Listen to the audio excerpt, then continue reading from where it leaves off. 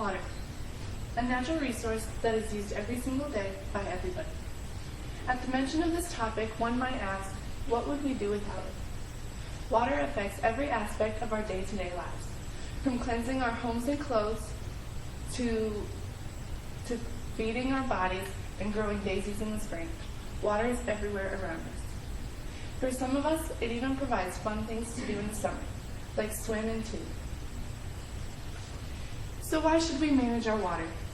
Why should we conserve when we have lakes and ponds and rivers and oceans full of it? Without water, scientists believe that Earth would be a dead planet. Every living thing on Earth needs water in order to survive. According to the NRCS, Natural Resources Conservation Services, about 80,000 cubic miles of water is evaporated from the Earth's water sources every year. Around 15,000 cubic miles is evaporated from the United States' water sources alone. And locally, bodies of water in South Dakota gain and lose water regularly. It is estimated that we have already lost a quarter of the water that was originally thought to be on Earth. By some, this is thought to be due to global warming.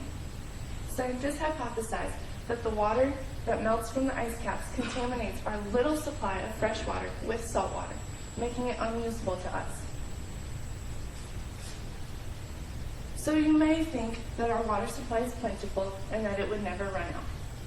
But we may have less fresh, usable water than you may think.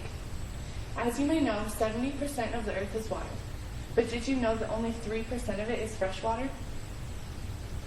Unlike coal or gas, water is renewable. Water goes through a cycle of evaporation, condensation, and precipitation known as the water cycle. This makes it consistently available to us in some way. For this reason, some people view it as unimportant to conserve water. However, this resource oftentimes can be used up faster than it can be replenished, thus leading to a shortage of fresh water. During a water shortage, less pure and fresh water would be readily available to the people, plants, and animals that use it for numerous different purposes. A longer shortage of water, known as a drought, has an adverse effect on crops, triggering a shortage in good, healthy food. So what can we do about this? Is there anything that we can do? Well, there are little things that we all can do every day in our homes to help conserve water. I'm sure your mother told you, don't leave the water running when you brush your teeth or when you do the dishes. I recently found that on average, filling a bathtub for a bath uses 35 to 50 gallons of water, whereas a 10-minute shower uses around 25 gallons of water. This means that taking the little step of shortening our showers alone could let us save anywhere from 10 to 25 gallons of water every time we take a shower. I think we can agree that this water can be used for better purposes. Another easy thing that we can do is to install low-flow faucet aerators. These are faucet heads that allow less water to come through the faucet at a time, conserving even more water every time we do run the faucet.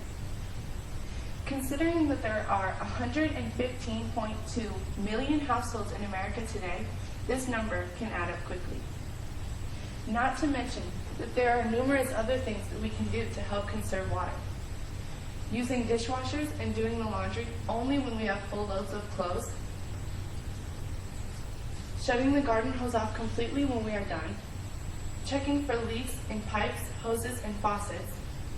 Planting drought-resistant lawns, and even implementing our own water usage schedules. These are all things that can help us save water and money in the long run. Needless to say, the 3% of our fresh water needs to stay in the water cycle for a long time. It needs to stay not only for us, but for the future generations of America and the whole world. I hope you see how important it is to conserve water. I hope you see how it would benefit us if we did. It is important to understand how truly valuable water is in our day-to-day lives. I think that if we were to suffer through a water shortage, we would not realize the negative effects until it is too late. Trying to conserve water can of course help us, but conserving water now will also benefit us in numerous ways down the road, as well as the plants and animals that inhabit our environment. Thank you.